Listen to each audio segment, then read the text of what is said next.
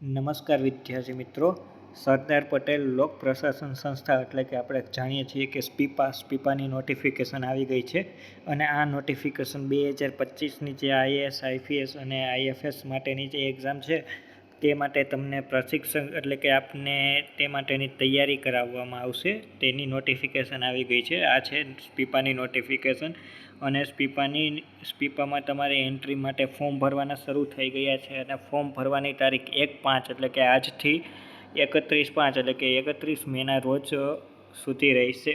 હવે આપણે જાણીએ કે સ્પીપામાં તમારે ફોર્મ ભરવું હોય તો તમારી શૈક્ષણિક લાયકાત કઈ છે, તો એમાં તમારે જનરલી કોલેજ કરેલી હોવી જોઈએ અથવા તો કોલેજના તમે છેલ્લા સેમેસ્ટરમાં હોય તો પણ ફોર્મ ભરી શકશો. અને ફોર્મ ભરવા માટે સ્પીપાનું ફોર્મ ભરવું હોય તો તમારે જે ojas.gujarat.government.in જે આપણી જનરલી જે નોર્મલી વેબસાઇટ છે તે વેબસાઇટ ઉપરથી તમે ફોર્મ ભરી શકશો. હવે દાખલા તરીકે તમે કોલેજના છેલ્લા સેમેસ્ટરમાં છો અને તમારે ફોર્મ ભરવું છે, તો છેલ્લા સેમેસ્ટરમાં હોય ત્યારે ઓનલાઈન અરજી કરતા હોય ત્યારે તમારે એમાં સિલેક્ટ શું કરવાનું રહેશે, અપિયર અથવા તો appear in last semester select કરવાનું રહેશે. ત્યારબાદ તમારે શું પર્સન્ટેજ, નંબર ઓફ ટ્રાયલ અને લાસ્ટ ટ્રાયલ સીટ નંબરમાં 0 લખવાનું રહેશે અને જે ક્લાસ લખેલું હોય ક્લાસમાં નોટ એપ્લિકેબલ એટલે કે નોટ એપ્લિકેબલ સિલેક્ટ કરવાનું રહેશે. ત્યારબાદ હવે આપણે આગળની નોટિફિકેશનમાં જોઈએ તો આમાં શું છે કે તમારી વય મર્યાદા એટલે કે ઉંમર કેટલી હોવી જોઈએ, તો ઉંમરમાં આપણે જોઈએ તો બિન અનામત એટલે કે તમે ઓપન અથવા તો ઈડબ્લ્યુએસ કેટેગરીમાં આવતો હોય તો તમારે મિનિમમ તમારી ઉંમર 21 વર્ષ હોવી જોઈએ અને મેક્સિમમ તમારી ઉંમર 32 વર્ષ હોવી જોઈએ. ત્યારબાદ હવે આપણે છૂટછાટ જોઈએ તો કોને છૂટછાટ મળશે, તો જે એસસીબીસી એટલે કે સામાજિક અને શૈક્ષણિક રીતે પછાત વર્ગ હોય તેને 3 વર્ષની છૂટછાટ મળશે. ત્યારબાદ જે એસસી અને એસટી કેન્ડિડેટ હોય તેને વધુમાં વધુ 5 વર્ષની છૂટછાટ મળે. ત્યારબાદ જે માજી સૈનિક એટલે કે માજી સૈનિક હોય તેને 5 વર્ષની અને જે દિવ્યાંગ કેન્ડિડેટ હોય તેને મેક્સિમમ 10 વર્ષની છૂટછાટ આપવામાં આવશે. હવે જોઈએ કે આ એક્ઝામ આપવી હોય તો તમારે એમની ફી કેટલી ભરવાની રહેશે, તો એ ફી ભરવાનું આપણે જોઈએ તો જે સામાન્ય કેટેગરીના સ્ટુડન્ટ હોય તેને 300 રૂપિયા ભરવાના રહેશે અને ત્યારબાદ જે એસસી એસટી એસસીબીસી અથવા તો ઈડબ્લ્યુએસના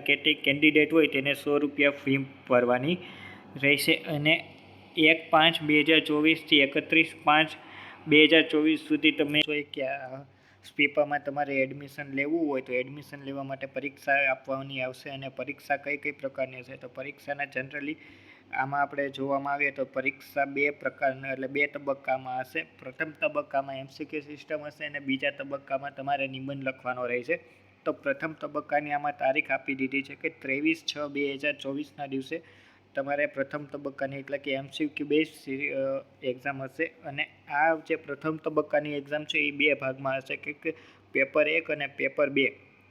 તો પેપર 1 છે તે 200 માર્કનું હશે અને તેમાં 100 પ્રશ્ન હશે, જ્યારે પેપર 2 છે એ 100 માર્કનું હશે, તેમાં 50 પ્રશ્નો હશે કે ટોટલ 300 માર્ક્સનું પેપર રહેશે. અને આ જે એક્ઝામ હશે તો એના કેન્દ્ર કઈ જગ્યાએ હશે, તો અમદાવાદ, વડોદરા, સુરત, રાજકોટ અને મહેસાણા આટલી જગ્યાએ આના કેન્દ્ર હશે.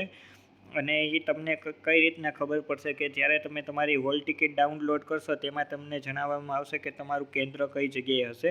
અને આ એમસીક્યુ બેઝ એક્ઝામ હશે જે તબક્કો 1 હશે અને તેમાં તમારે 0.66 એટલે કે 0.33% તમારા માર્ક નેગેટિવ સિસ્ટમ આપવાની રહેશે.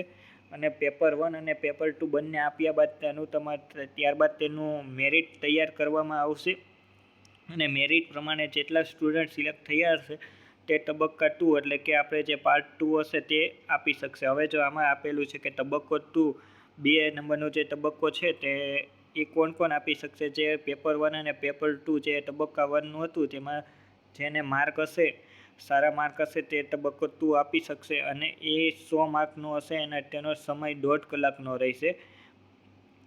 તેમાં તમારે કોઈ પણ એક નિબંધ લખવાનો રહેશે અને આનું ટોટલ એટલે કે અંતિમ પરિણામ કઈ રીતના જાહેર કરવામાં આવશે, એટલે કે જે પ્રથમ તબક્કો 300 માર્ક અને દ્વિતીય તબક્કો જે 100 માર્કનો હશે, એમ ટોટલ 400 માર્કમાંથી ટોટલ મેરિટ યાદી તૈયાર કરવામાં આવશે અને આ મેરિટ યાદી પ્રમાણે તમને એડમિશન આપવામાં આવશે. હવે અરજી કઈ રીતના કરી શકશો, તો અરજી તમે ઓજસની વેબસાઇટ ઉપર જઈને તમે તેમાં અરજી કરી શકશો. હવે આ જે સામાન્ય સૂચનાઓ આપવામાં આવેલી છે કે 23/6/2024ના દિવસે જે પ્રથમ તબક્કાની એક્ઝામ છે તેની હોલ ટિકિટ તમે 12/6 એટલે કે 12 જૂનના રોજ 12 જૂનથી તમે 23 જૂન સુધી ઓજસની વેબસાઇટ ઉપરથી ડાઉનલોડ કરી શકશો. ત્યારબાદ આજે બીજી બધી તો નોર્મલ બધી સૂચનાઓ આપવામાં આવેલી છે વિદ્યાર્થી મિત્રો, જે તમને લોકોને ખ્યાલ હશે. હવે પ્રથમ તબક્કો અને દ્વિતીય તબક્કાનું મેં તમને જે પ્રમાણે જણાવ્યું તે પ્રમાણે હવે સિલેબસ જોઈએ. એટલે કે આ પ્રથમ તબક્કાનો સિલેબસ છે કે જેમાં પેપર 1 હશે તો પેપર 1 તમને 200 માર્ક્સનું આપવામાં આવેલું છે. તેમાં ટોટલ 7 સબ્જેક્ટ છે.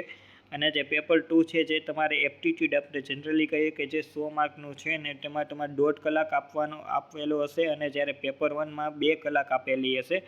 ટોટલ તમારે 300 માર્ક્સનું પેપર આપવાનું રહેશે વિદ્યાર્થી મિત્રો. તો આ હતી આપણે એ સ્પીપાની નોટિફિકેશન.